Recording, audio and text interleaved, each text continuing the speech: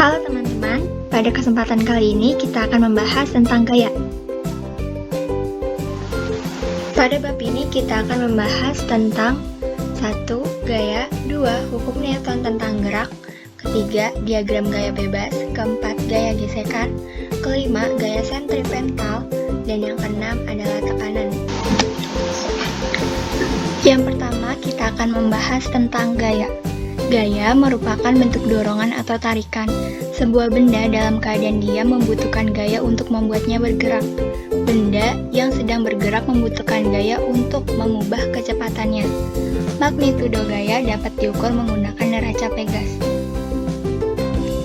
Untuk contoh kasusnya, ketika benda berada pada suatu bidang datar, bidang ini memberikan gaya kontak terhadap suatu benda. Gaya kontak yang arahnya tegak lurus terhadap permukaan bidang ini adalah gaya normal. Besar gaya normal ini bergantung dengan gaya lain yang bekerja pada benda. Dan yang kedua ada hukum Newton tentang gerak. Ketika kita mendorong benda yang berat seperti meja, kita harus memberikan gaya yang cukup besar agar meja tersebut dapat berpindah. Lain halnya ketika kita mendorong tong sampah. Gaya yang diperlukan lebih kecil agar dapat membuat tong sampah ini bergerak. Dinamika gerak ini dijelaskan oleh ilmuwan fisika bernama Isaac Newton. Newton memperkenalkan 3 hukum dinamika gerak. Hukum pertama mengenai kelembaman. Hukum kedua mengenai hubungan gaya dengan massa dan percepatan benda. Hukum ketiga menjelaskan tentang aksi-reaksi. Yang pertama, ada hukum 1 Newton. Hukum ini menyatakan tentang kelembaman benda. Hukum ini mengatakan setiap benda akan tetap dalam keadaan diam atau terus bergerak lurus dengan kecepatan konstan, kecuali ada resultan gaya yang bekerja pada benda tersebut. Contoh aplikasi hukum ini adalah meja akan tetap diam sampai ada gaya yang cukup untuk menggerakkan meja tersebut.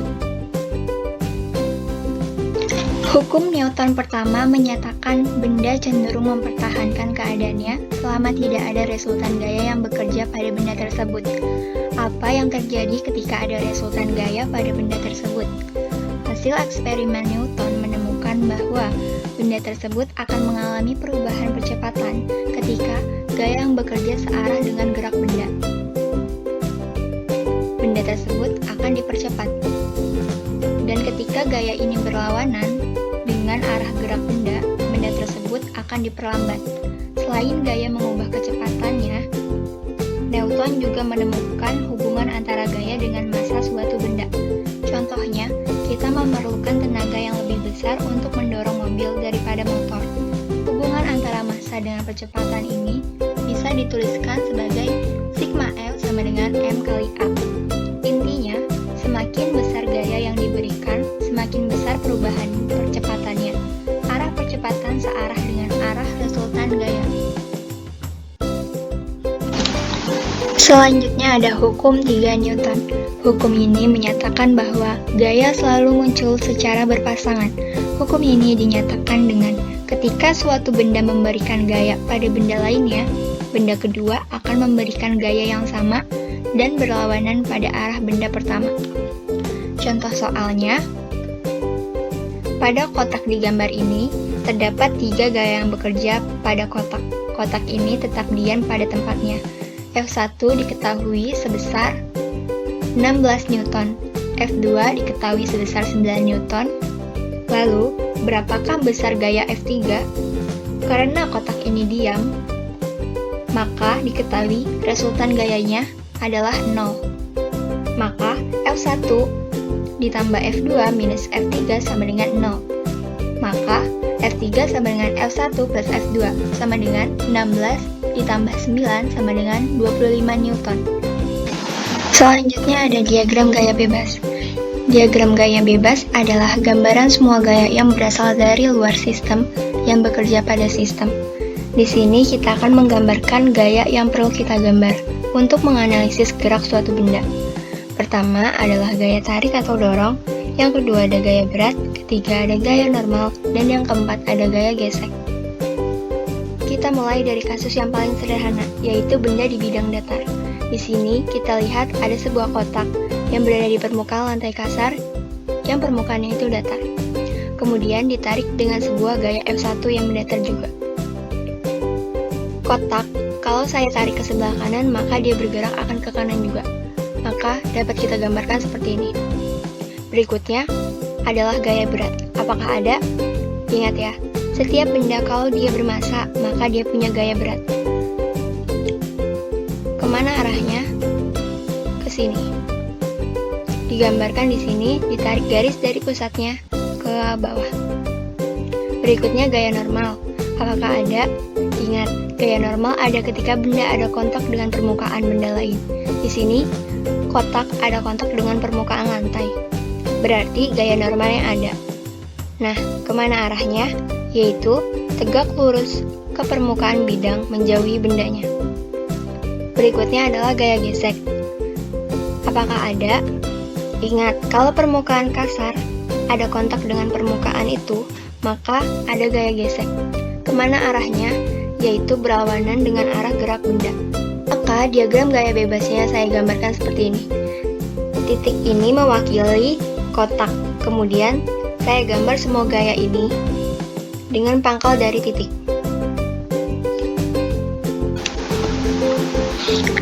Selanjutnya ada gaya gesekan. Gaya gesek adalah gaya yang berlawanan arah dengan arah gerak benda. Gaya ini terjadi karena sentuhan benda dengan bidang lintasan akan membuat gesekan antara keduanya saat benda akan mulai bergerak hingga benda bergerak. Besarnya gaya ini ditentukan berdasarkan kekasaran permukaan kedua bidang yang bersentuhan. Jadi, semakin kasar permukaan suatu bidang, maka nilai gesekan akan semakin besar. Gaya gesek itu dibagi menjadi dua, ada gaya gesek statis dan gaya gesek kinetik. Gaya gesek statis adalah gaya yang bekerja saat benda diam hingga tepat saat benda akan bergerak. Gaya gesek statis dapat dirumuskan sebagai Fs sama dengan μx kali Fn, di mana μs adalah koefisien gesekan statis dan n adalah gaya normal. Persamaan ini hanya berlaku tepat sebelum benda bergerak. Jika gaya yang diberikan lebih kecil dari gaya gesek statis ini, maka benda akan tetap diam. Dalam keadaan ini berlaku Fs lebih kecil daripada μs kali n. Lalu di sini ada gaya gesek kinetis. Gaya gesek kinetis adalah gaya yang bekerja saat benda bergerak. Gaya gesek kinetis dapat dirumuskan sebagai Fk sama dengan μk kali n, di mana Fk itu gaya gesek kinetik, μk koefisien gaya kinetik, dan n adalah gaya normal. Koefisien gaya kinetik selalu lebih kecil dibandingkan koefisien gaya gerak statis. Hal inilah yang menyebabkan gaya terbesar yang diperlukan untuk mendorong benda adalah saat benda diam menuju bergerak. Untuk lebih jelasnya, mari kita lihat contoh soal berikut. Sebuah kotak bermassa 20 kg diam berada pada suatu bidang datar. Koefisien gesekan tersebut adalah μs sama dengan 0,5 dan μk sama dengan 0,3. Tentukan gaya gesek yang bekerja ketika benda ini diberikan gaya F sebesar 0 Newton, 12 Newton, dan 150 Newton. Gaya yang bekerja pada benda dapat digambarkan seperti ini. Gaya normal adalah N sama dengan W sama dengan mg sama dengan 20 kali 10 sama dengan 200 Newton. Gaya gesek statis yang harus dilewati agar benda dapat bergerak adalah Fs sama dengan μs kali n sama dengan 0,5 dikali 200 Newton sama dengan 100 Newton. Saat F sama dengan 0 Newton, benda ini tidak akan bergerak, maka F gesek sama dengan 0. Saat F 12 Newton, gaya ini lebih kecil daripada gaya gesek yang harus dilewati agar benda bergerak, maka Fk sama dengan μk dikali n sama dengan 0,3 dikali 200 sama dengan 60 Newton. Selanjutnya ada gaya sentripetal. Gaya sentripetal merupakan gaya yang membuat benda bergerak melingkar. Benda dapat bergerak melingkar karena benda yang diputar tersebut memiliki percepatan menuju pusat lingkaran. Percepatan itu disebut dengan percepatan sentripetal. Gaya sentripetal dapat dirumuskan sebagai Fs sama dengan m kali As sama dengan mv kuadrat per r sama dengan mw kuadrat dikali r. Gaya sentripetal bukanlah gaya yang berdiri sendiri. Gaya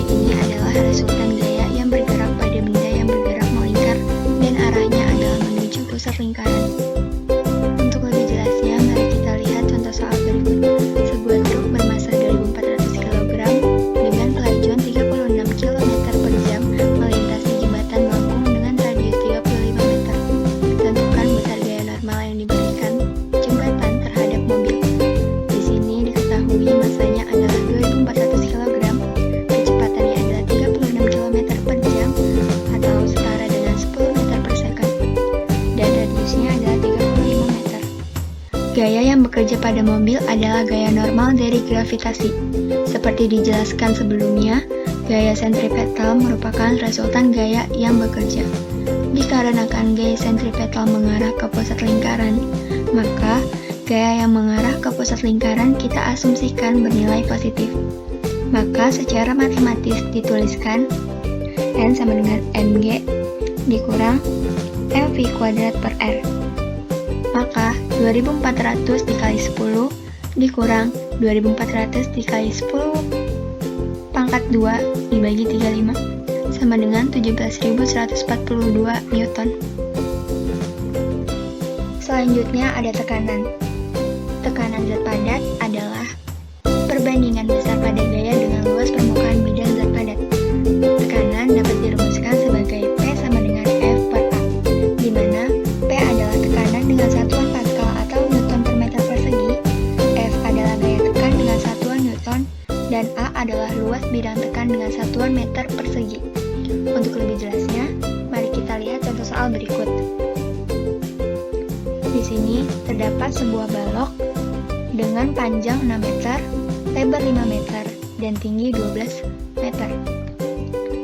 Diketahui masanya adalah 750 kg, percepatan gravitasinya adalah 10 meter per second kuadrat, dan yang ditanyakan adalah tekanan. Tekanan sama dengan F per A. Di sini yang ditanyakan adalah tekanan pada dasar kotak. Dasar kotak adalah bagian sebelah sini, di mana panjangnya itu 6 meter dan lebarnya itu 5 meter. Tekanan pada dasar kotak adalah F per A. F bisa kita jabarkan kembali menjadi massa kali percepatan gravitasi, dan A adalah luas bidang tekan, yaitu panjang kali lebar. Massanya 750 kg dikali G percepatan gravitasi, yaitu 10 meter per second kuadrat, dibagi panjangnya adalah 6 meter kali lebarnya adalah 5 meter. Jadi hasilnya 250 Newton. Jadi tekanan yang dibutuhkan pada dasar kotak adalah 250 Newton.